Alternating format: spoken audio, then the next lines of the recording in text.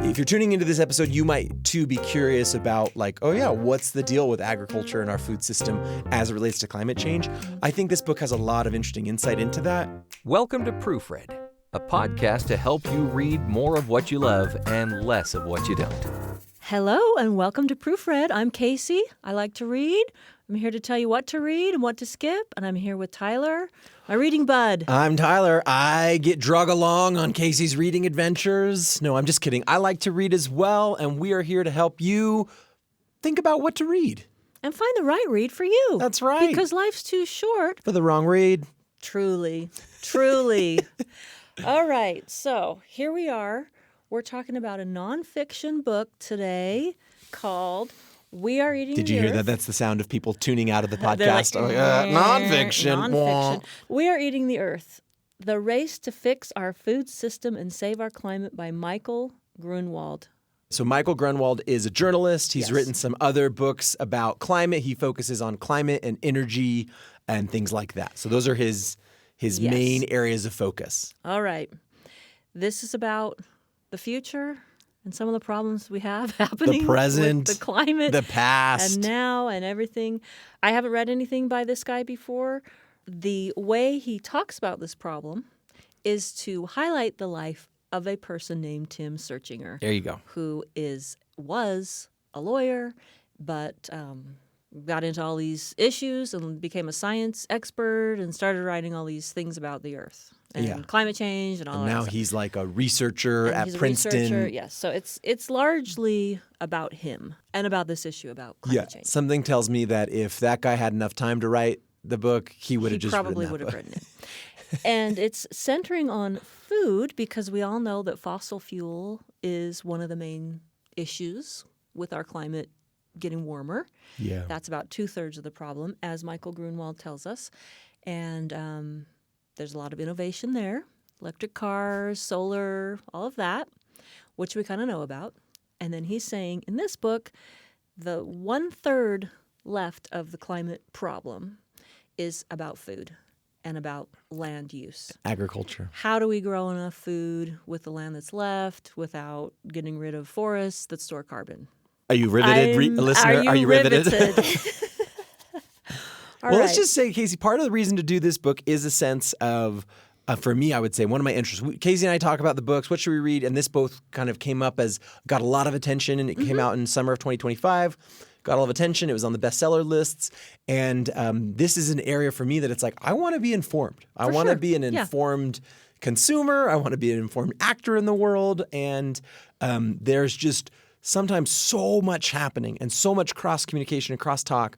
Yeah. And so that's a reason I think that someone buys a book like this. It's certainly the reason why I wanted to read it and why you wanted to read it, right? Like, let's see if we can do a deep dive into this topic and wrap our head around it a little bit better to then feel a little bit more informed on an issue that seems pretty important. Yeah, it's pretty relevant. You're making decisions based on these issues. Yeah. So if that's kind of the reason for this book is, I want to know a little bit more about agriculture's relationship to the climate crisis. Yes. So With that, are you ready to do read or skip? I am ready. Okay, 1, 2, 3. Skip read, this but just first only half. skim it. Oh my gosh, this book is so detailed and boring. Yes. I'm sorry, it Michael. Is. It is like the first half is like, I know you are probably like a hotshot reporter and you need to like, this guy said this and this guy said this. But it is like the first half of this book has like 700 characters in it. Yeah. And it is like, oh my gosh, I don't remember any of them. And I read it carefully and then I already don't remember. And it's a deep dive. It's in the weeds. It's a lot. But. And we've read books like this before where we say, could have been an article. And the reason why I say read but skim and not just skip and could have been an article is because if you want to be persuaded of this, there's a lot of science and a lot of stuff going on, and there is not an easy answer. It's not just like, oh, we all have to stop eating meat. Oh, we all have to buy organic food. Oh, we all have to use electricity. And so I don't think it could have been an article. It could have been shorter. No, I think you're exactly right. But I don't think that this is our typical. I think could have been an article is a good response. Maybe it's too easy of a thing to say, you know. But oftentimes someone's like, "Here's a cool idea, and let's stretch it. We'll publish the article in the Atlantic, and then we'll stretch it to a book length for a book sale." This I don't think is that. It's not that. No, I don't think. I agree with you. When I got to the end of it, and I kept thinking, "Ugh, this is so much," but I did learn a lot. Yes. Oh yeah. And he is not giving some simple answer. He's talking about a difficult problem, and he's like summarizing this huge paper by this Tim Searchinger, which is at a certain point I'm like, am I just reading the paper now? Is this the paper? This is better than this is like the cliff notes of the paper. And the cliff notes of this book is that there's like 3 gaps in our thinking about climate, 22 menu items, and 3 slow-moving structural changes that need to happen. And so you can't really summarize it because that's the point of it. It's more complicated than you think. Yes, it is. But I also think that like this book could have been served by some what people might be like, ugh, like, you know, like, we're reading. We don't need like the layout of like, neither you or I liked The Anxious Generation as a book. Right. We thought it was like a interesting conversation piece, you know. But one of the things that The Anxious Generation did as a nonfiction thing is it laid out in like bullet pointed kind of format. Here are the main arguments I'm going to make in this book. And then the rest of the book is like, both you or I are like, you can read the names of the chapters. Exactly. Read the names of the chapters, you're fine.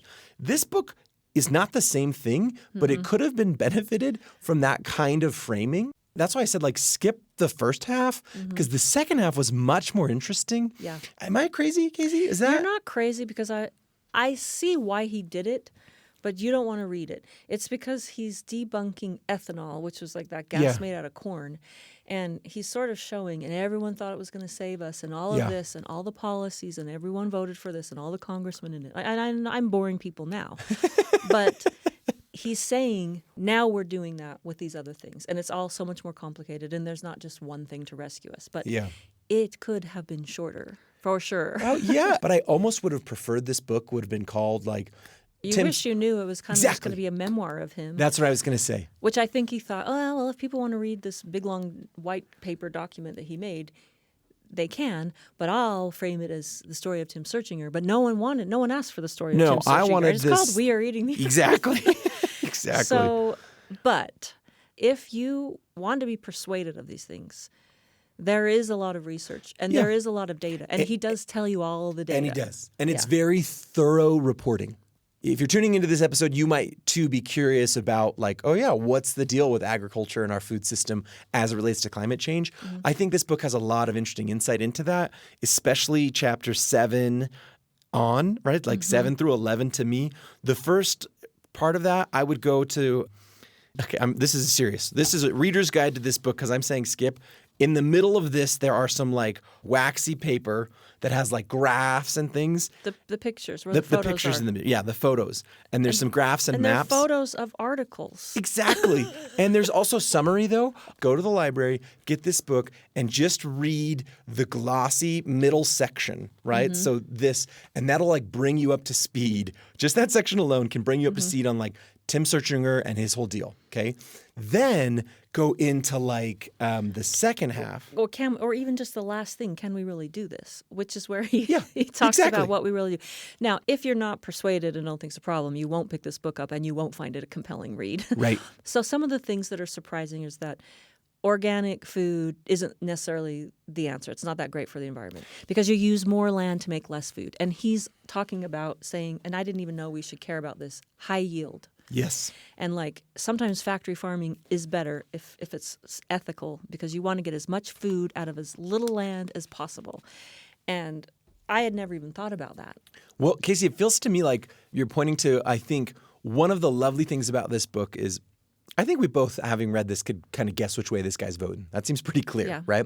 But one of the things I think that's nice is he's trying to demonstrate the complexity of the climate problem. One of the things I think that's the most interesting about this is the ways that the things they think that they're doing to solve a problem, somebody else who's bigger and smarter says, well, you forgot about this piece of the way you're trying to solve this problem. And you're like, oh, and so the solution you're suggesting is actually worse than, and so this I think is why people like lose faith in science. To tune out to this whole Because it's thing. like, wait, a minute ago you told me not to wear a mask, and now you're telling me to wear a mask. Science isn't real, right? Right.